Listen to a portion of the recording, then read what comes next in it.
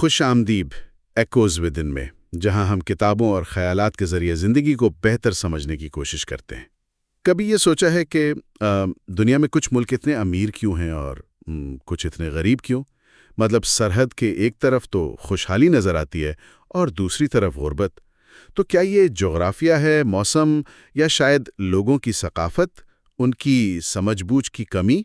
آج ہم ایک بڑی دلچسپ کتاب وائی نیشنز فیل اس کے اہم نکات پر بات کر رہے ہیں، اور یہ کتاب ان روایتی جوابات جیسے جغرافیہ یا ثقافت، ان سب کو چیلنج کرتی ہے، ایک بالکل آپ کہیں نیا زاویہ پیش کرتی ہے۔ اچھا، تو پھر کتاب کا مرکزی خیال کیا ہے؟ مطلب وہ کیا کہتے ہیں کہ اصل وجہ کیا ہے؟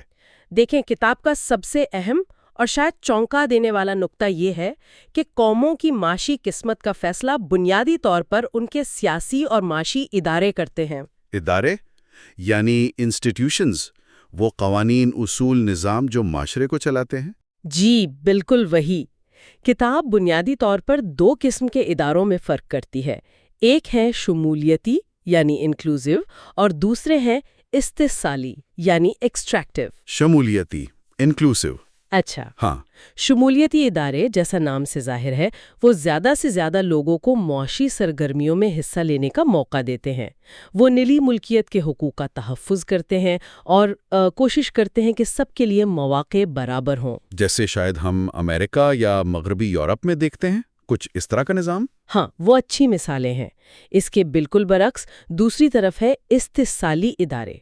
یہ ادارے کیا کرتے ہیں کہ طاقت اور وسائل کو چند گنے چنے لوگوں، مطلب ایک چھوٹی سی اشرافیہ یا ایلیٹ، ان کے ہاتھ میں مرکوز کر دیتے ہیں۔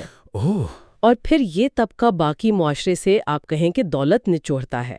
یہ ادارے نئی ایجادات، نئی سوچ، جسے وہ کریٹو ڈسٹرکشن کہتے ہیں۔ Creative destruction?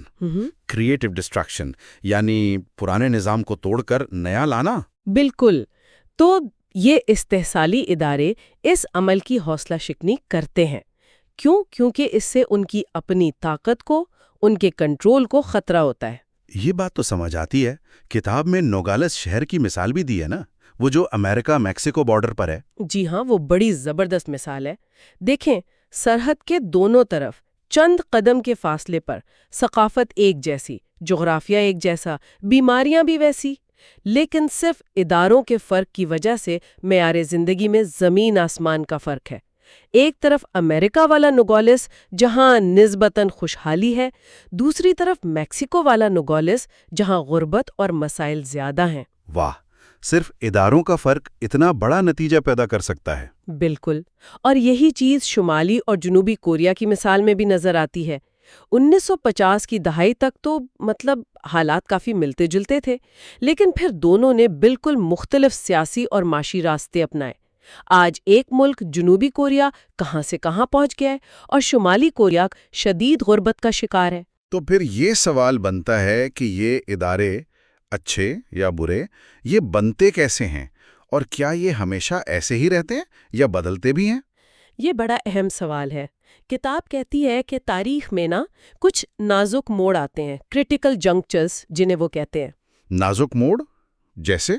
جیسے کوئی بڑی وبا پھیل گئی، طاعون کی طرح، یا نئی دنیا دریافت ہوئی، کولمبس نے امریکہ دریافت کیا، یا پھر صنعتی انقلاب آیا۔ یہ بڑے واقعات ہوتے ہیں۔ ان موڑوں پر پہلے سے جو اداروں میں چھوٹے موٹے فرق موجود ہوتے ہیں وہی فرق ممالک کو بالکل الگ الگ راستوں پر ڈال دیتے ہیں۔ اچھا، کوئی مثال اس کی؟ ہاں، جیسے وہ طاعون کی مثال دیتے ہیں۔ مغربی یورپ میں جب طاعون سے بہت سے مزدور مر گئے تو مزدوروں کی کمی ہو گئی۔ اس سے کسانوں کو زیادہ طاقت ملی، وہ اپنے حقوق منوا سکے، زیادہ آزاد ہوئے۔ ٹھیک۔ ایسے راستے بالکل الگ ہو گئے۔ اور انگلستان کا وہ 1688 والا شاندار انقلاب، گلوریس ریولوشن، وہ بھی تو ایک ایسا ہی موڑ تھا نا؟ جی بالکل۔ اس انقلاب نے پارلیمنٹ کو زیادہ اختیارات دیے، بادشاہ کی طاقت کو محدود کیا۔ اس سے شمولیتی اداروں کی بنیاد پڑی، جس نے آگے چل کر صنعتی انقلاب کے لیے راستہ ہموار کیا۔ جبکہ اسپین وغیرہ میں بادشاہت مضبوط رہی، استحصالی ادارے قائم رہے، اور وہ صنعتی دوڑ میں پیچھے رہ گئے۔ ہاں، اور پھر نوآبادیاتی دور کو دیکھیں۔ لاطینی امریکہ میں اسپین نے انکومینڈا اور میٹا جیسے نظام نافذ کیے۔ یہ جبری مشقت کے نظام تھے۔ انہوں نے وہاں ایسے استحصالی اداروں کی بنیاد رکھی جن کے منفی اثرات آج تک غربت کی شکل میں موجود ہیں۔ اور یہ جو استحصالی ادارے ہیں یہ پھر خود کو قائم بھی رکھتے ہیں۔ کتاب میں اسے منفی چکر یا وشس سرکل کہا گیا ہے، ٹھیک؟ بالکل، مطلب یہ کہ جو لوگ اقتدار میں ہوتے ہیں، جو ایلیٹ ہوتی ہے، وہ انہی استحصالی اداروں کو استعمال کر کے اپنی دولت اور طاقت کو برقرار رکھتی ہے، اور وہ کسی بھی ایسی تبدیلی کی سخت مزاحمت کرتے ہیں جس سے ان کے مفادات کو زک پہنچے۔ افریقہ میں شاید اس کی بہت مثالیں ملتی ہیں، جیسے سیرا لیون، زمبابوے کا ذکر آتا ہے۔ جی ہاں، وہاں نوآبادیاتی دور کے بعد بھی اکثر یہی ہوا۔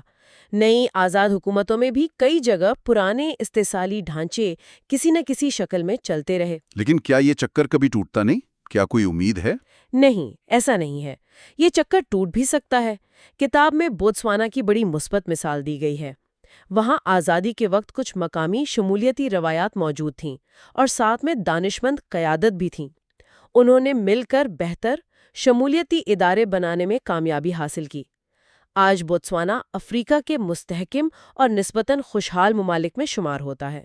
اچھا، یہ تو بہت دلچسپ بات ہے۔ اسی طرح امریکہ کے جنوب میں جو شہری حقوق کی تحریک چلی، اس نے بھی پرانے نسل پر مبنی استحصالی اداروں کو توڑنے میں بہت اہم کردار ادا کیا۔ تو تبدیلی ممکن ہے۔ اچھا، ایک اور سوال ذہن میں آ رہا ہے۔ چین کا کیا معاملہ ہے؟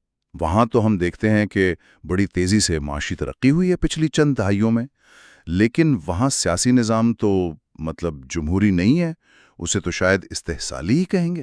ہاں، یہ ایک بہت اہم اور دلچسپ نقطہ ہے۔ کتاب کا استدلال یہ ہے کہ چین کی ترقی ان کے استحصالی سیاسی اداروں کے باوجود ہوئی ہے، نہ کہ ان کی وجہ سے۔ اچھا، وہ کیسے؟ وہ ایسے کہ چین نے معاشی میدان میں اداروں میں کافی حد تک شمولیت پیدا کی۔ انہوں نے نجی ملکیت کی اجازت دی، مارکیٹ کو کام کرنے دیا، لوگوں کو معاشی سرگرمیوں میں حصہ لینے کی ترغیب دی۔ اس معاشی شمولیت کی وجہ سے ترقی ممکن ہوئی۔